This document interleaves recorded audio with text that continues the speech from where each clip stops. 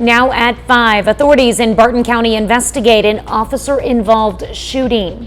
Plus, how the donation of an accessible van will help a Columbus woman continue to serve her community.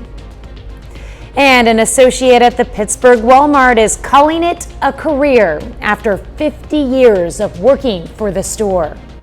The 4 states' most watched news starts now. Authorities in Barton County, Missouri are investigating an officer-involved shooting. This is KOAM News at 5. I'm Tanya Bach. The sheriff's office says it happened just before 7 this morning near Northwest 10th Road and Northwest 10th Lane. They say a man was ramming vehicles on private property. The first deputy to respond tried to stop the suspect, during which the suspect and deputy exchanged gunfire. The suspect was injured and flown to a hospital. The deputy was not hurt, but has been placed on paid leave per department policy as the investigation continues. Well, Chief Meteorologist Doug Hetty joining us with the forecast. Yeah, another mild one for us today. Back into low to mid 60s across the region. Windy, but not near as bad as what we had yesterday.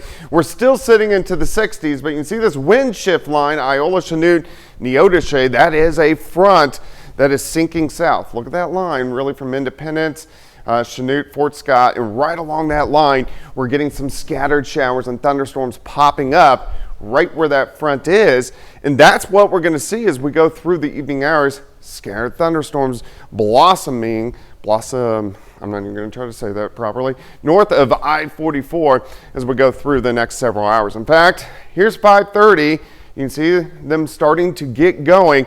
Some of these storms could be a little bit stronger over the next couple hours. So we're going to be breaking this down, looking at your weekend as well here in just a bit. All right, thanks, Doug. A woman in Kansas is taking another step in making her life more accessible through the help of the people she works with. This afternoon, Tara Frazier's co-workers and team at Southeast Kansas Independent Living surprised her with a handicap accessible van. Skill CEO Sherry Coatney says when the van was donated to Skill, she knew exactly who to give it to. She started off with employment. She got a job. She's learned how to do some self-advocacy. She's learned as she's went. Independent living is all about, empowering people. And Tara is just that. She's not just an employee, she's also a customer, and she's become more and more empowered. Tara will now start the journey of learning to drive and obtaining her license. After a half-century of dedicated service, the last remaining original employee at the Pittsburgh Walmart is retiring. The store celebrated her retirement this morning with a lot of hugs, applauses, and a symbolic $50,000 thank you check. Margaret Ashbacher has been with the store longer than it has been built. She started working there in December of 1973, and the store opened 1 month later. It's just like family, so you don't want to leave it, and then you get benefits that you don't want to lose and have to start all over someplace else. So I've just enjoyed being here. It's like a family. Her spirit and the way that she has treated people is carried on to a lot of other people. And so, I think we're going to continue to see a lot of people that carry those characteristics because of Margaret and how she was over the last 50 years at our store. Now, Ashbacher is the only associate who has made it to 50 years working at the Pittsburgh location. Now she says she plans to enjoy her retirement with her grandkids and watching Netflix. A first of its kind court ruling in Texas. A judge has allowed a woman to get an emergency abortion despite the state's near total ban. Doctors say the woman's child would be likely to die after birth. Now, state officials say that is not enough to allow the abortion. Janet Shamlian has more. After asking a Texas court for an exception to one of the nation's most restrictive abortion laws, I am going to grant the temporary restraining order. A Democratic judge ruled Thursday that Katie Cox, a 31-year-old mother of 2, is allowed to have the procedure. This case proves that abortion is essential, life-saving health care. Cox is 20 weeks pregnant with a fetus diagnosed with a likely fatal genetic abnormality. Her lawsuit, filed earlier this week, states if she continues the pregnancy, it could jeopardize her ability to have children in the future. The idea that Miss Cox wants desperately to be a parent, and this law might actually cause her to lose that ability is shocking. Texas's near total abortion ban includes a narrow exception only to save the mother's life or prevent significant damage to a body function. This case didn't live up to that standard. It wasn't a severe risk to a major bodily function. Texas Right to Life opposes Thursday's decision. The emergency injunction applies only to Cox and ensures her doctor will not face penalties. But in a statement Thursday, Texas Attorney General Ken Paxton said anyone who provides Cox with an abortion could still be prosecuted. Paxton did not say if the state will appeal the judge's decision. Janet Shamlian, CBS News, Houston. And President Biden's son is facing more legal trouble. Federal prosecutors last night filed a new criminal case against Hunter Biden. Special counsel David Weiss's team says it's a federal tax case where Biden faces 9 criminal charges. They include failure to file and pay taxes, evasion of assessment, and false or fraudulent tax return. Still ahead, good news on the labor front. An early holiday gift for the U.S. economy. I'm Willie James Inman in Washington with details of the November jobs report. And next in Health Watch, how new FDA-approved gene therapies could help treat patients with sickle cell disease. Topping today's Health Watch, there is big news on a medical breakthrough. The FDA has approved the first gene therapies to treat patients with sickle cell disease. About 100,000 Americans, mostly people of color, are living with this painful condition that dramatically shortens a person's lifespan. Chief Medical Correspondent Dr. John LaPook shows us how the new therapy changed the life of a 15-year-old from Connecticut. From the time he was a baby, pain was at the center of Johnny Lubin's daily existence. Like my lower back, and it'd really be hurting. Johnny had inherited a gene for sickle cell from each of his parents, Fabienne and JR. It was devastating as I found out and discovered more about the disease. Pain from sickle cell can occur anywhere blood circulates. That's because red blood cells, normally donut-shaped, bend into inflexible sickle shapes, causing them to pile up inside blood vessels and prevent the normal delivery of oxygen throughout the body. Complications include bone deterioration, strokes, and organ failure. For more than a decade, Johnny was in and out of the hospital. We felt like he suffered for so long and so much that we wanted to try, anything. In the past, that would have meant correcting those abnormal red blood cells using donated bone marrow. As an only child, Johnny had only about a 15% chance of finding a match. But then, the family learned about a cutting-edge clinical trial to edit a small number of the billions of letters in Johnny's genetic code and relieve his symptoms. No donor would be needed. They did explain that it's a trial. First, stem cells were removed from Johnny's bone marrow, and he was given chemotherapy to help wipe out the abnormal cells. Then, in a laboratory, the gene editing technology called CRISPR was used to increase the amount of a protective form of hemoglobin, a protein that picks up oxygen from our lungs and delivers it throughout the body. The cells were then infused back into Johnny's bloodstream. Dr. Monica Bhatia is chief of pediatric stem cell transplantation at New York Presbyterian Columbia and Johnny's doctor. You're reprogramming your cells to produce fetal hemoglobin.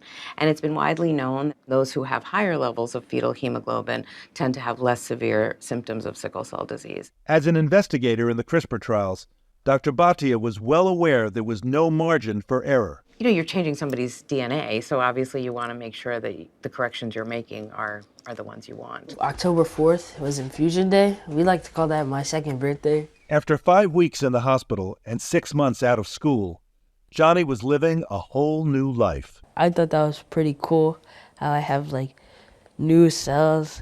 And I honestly hoped, I could get, some superpowers from it, like genetically engineered. His doctor said everything looks good.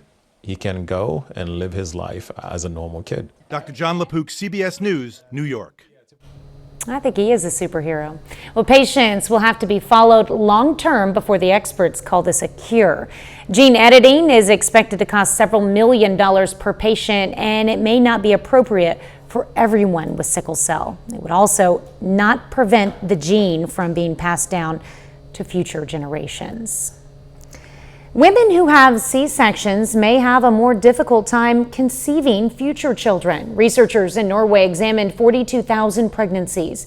They found women who had prior C-sections had a 10% decreased chance of conceiving at a specific time compared to women who had prior natural deliveries. That's a look at today's health news. A little later, a warning from the FTC about scams involving QR codes. Plus, we have some scattered thunderstorms for us tonight. We're going to look at that coming up next. Topping today's Consumer Watch, new government data out today shows the labor market adding jobs and the unemployment rate inching downward. Analysts say those signs point to the elusive soft landing the U.S. economy needs in order to avoid a recession. Willie James Inman reports from Washington. A holiday gift for the U.S. economy. A new report from the Labor Department shows employers added 199,000 jobs in November, and unemployment fell for the first time in 3 months to 3.7%. Here we have more people going into the workforce. We have the unemployment rate coming down, and that really is sort of consistent with what we've been looking for. Bankrate senior economic analyst Mark Hamrick says these numbers signal more of a pre-pandemic normal for the labor market. While healthcare and government sectors added jobs, November's gains also reflect the return of 47,000 striking workers in the automotive and motion picture industries. Essentially, you had to sort of set that off to the side and then see that we're very close to October's payroll gain of 150,000 jobs added. Someone who's perhaps overemployed this time of year, Santa Claus. My elves are going crazy. Santa Russ says his schedule is so jam-packed he's even had to turn down requests. It's been overwhelming quite a bit, especially on the weekends. HireSanta.com says it's seeing a 34.6% increase in demand over last year, adding more than 1,100 Kris Kringle entertainers for 2023. All this good cheer could keep the Federal Reserve in the holiday spirit when it meets next week. The Federal Reserve is likely done raising interest rates this cycle. Fed Chair Jerome Powell was wary of predictions even last week, and some investors are still jittery the resilient job market could fuel inflation. Willie James Inman, CBS News, Washington. The Federal Trade Commission has issued a warning about scammers using QR codes to steal personal information. QR codes are used for everything from viewing a menu at a restaurant to paying for something with your phone. The FTC warns scammers are sending QR codes by text or email. Scanning those codes could steer unsuspecting victims to fake websites, which could allow scammers to install malware that steals personal information. The last couple of years, we've started to see where scammers will make their own maybe QR code sticker and put it on top of the legitimate QR code. And so you think you're scanning a legitimate one, but it's actually a fake. FTC recommends consumers not to scan a QR code in a message they're not expecting. Instead, reach out to a verified contact at the company directly. Final check of the forecast is next.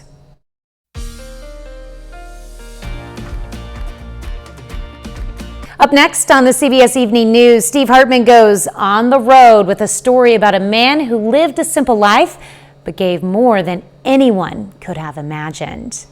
And then on KOAM News at 6, Missouri Governor Mike Parsons stops by Joplin to celebrate the completion of a bridge project.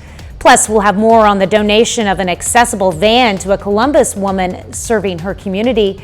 And Sports in Kansas announces its all-state high school football team. We'll see which local athletes made the cut. Stay with us for the CBS Evening News and then the KOAM News at 6. Well, U.S. Cellular today gave Pro Musica in Joplin the gift of connection. That includes $1,000 worth of equipment to help the organization maintain its programming. Pro Musica provides free presentations of classical chamber music to the public. Officials say the donation shows their hard work is not going unnoticed. People give us gifts is lovely, but having people recognize us as an organization that's worthy of supporting is even much more. It means that our name is out in the organization as someone that does good work, that is prudent with the dollars given, are good stewards, are good citizens within the community as well. That's lovely. The equipment donated includes an iPad, a credit card reader, a printer, and 5 music stands. Final check of the forecast. Yeah, we're going to have scattered showers and a few thunderstorms as we go through the evening hours, but in general, it looks okay, just scattered showers. These are going to be out of here by 9 p.m. for us tonight. Cooler for the weekend, a lot of clouds tomorrow, high temp 49, only 45 on Sunday. All right. Well, thanks for joining us. The CBS Evening News is next, and of course, we'll be right back here for KOAM News at 6, and we'll see you then. Have a great evening and an even better weekend.